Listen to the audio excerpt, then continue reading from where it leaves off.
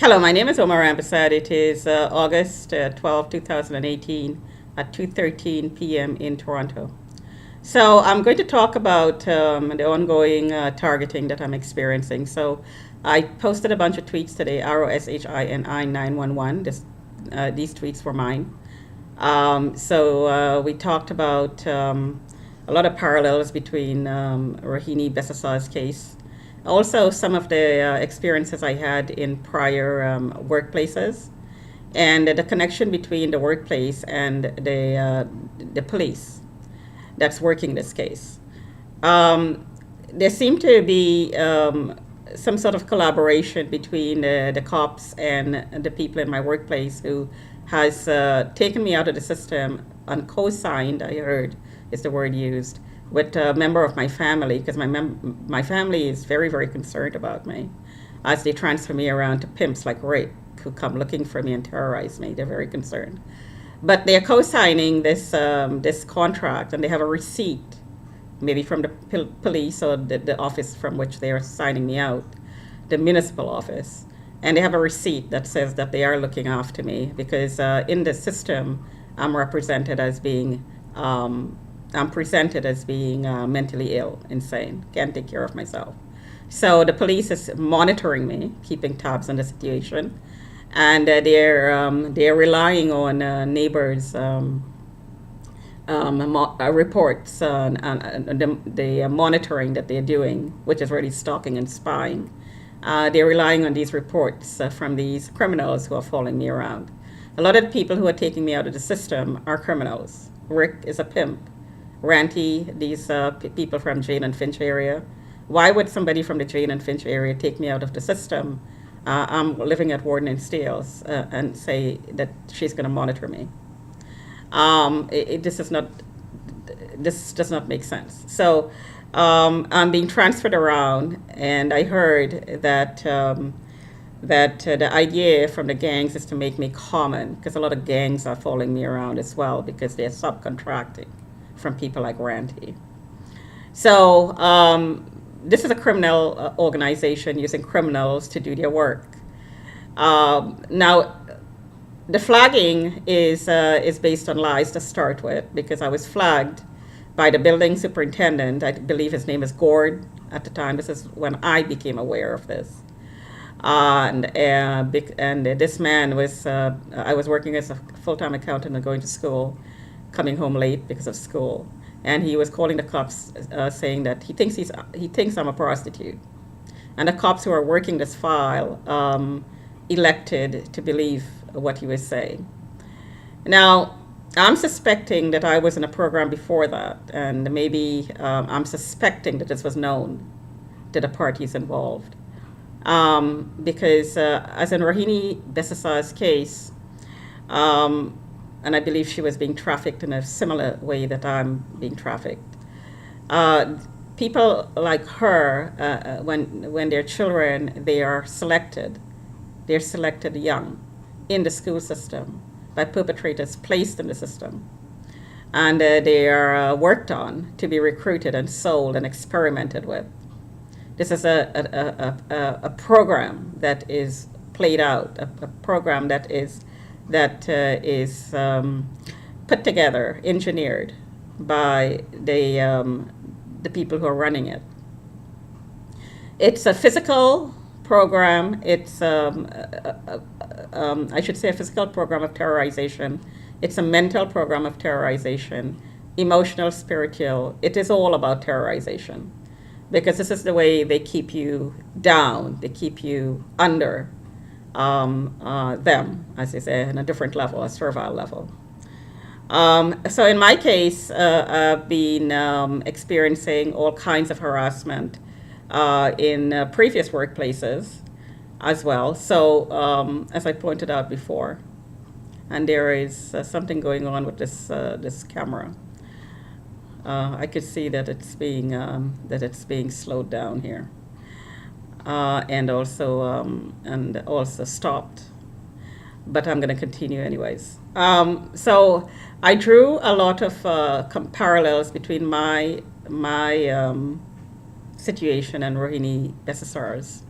And one of the comments I read in an article about her, a comment was reported as being said by one of her lawyers. She was like a deer caught in the headlights. Well, this would be, if it was true, that that she looked this way. This would be true because she would have probably had realized that she was being framed and being set up. So it would make sense that she would look like a deer caught in headlights, stunned. Um, I strongly suspect that she was selected at a very young age and worked on to be trafficked and to be experimented with. And when she started exposing what was going on and she started asking questions, she was disposed of, basically. So in my case, obviously exposing what I'm experiencing, I'm also drawing parallels between myself and Rohini Bissisar. I'm talking about what's going on in the workplace because my workplace has been infiltrated, and the police is sniffing around. And my version of the story, version of the story, of yeah, actually happened and things that's happening in the workplace are documented on the YouTube. And this is my side of the story because my voice is suppressed. This is an all one-sided program, so my voice is suppressed. So I put my side of what's going on, reality, truth, the truth, on the YouTube. And I know the police is listening to it, and I know I'm looking at it, and I know they're tracking my tweets. So they know for a fact, they know my side of the story. They know the truth. So if they elect to charge me, they'd have to question me first. And they'd have to tell me that I'm flagged. They'd have to disclose that to me. And they'd have to tell me why I was flagged. They'd also have to tell me why it's been so many years, 10, 15 years, I was flagged and it was not disclosed to me. There was a community file about me and there was no due process. I was never questioned. The system is frozen here. Um, so any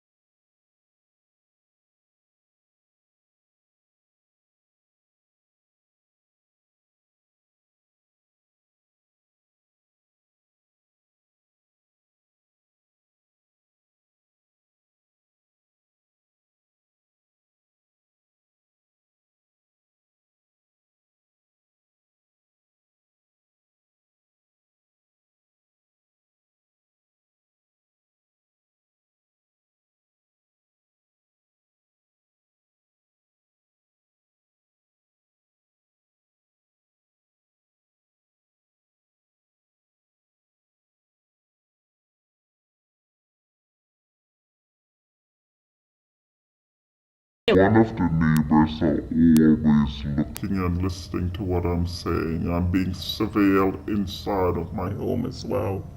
Because I am a target and target have no privacy.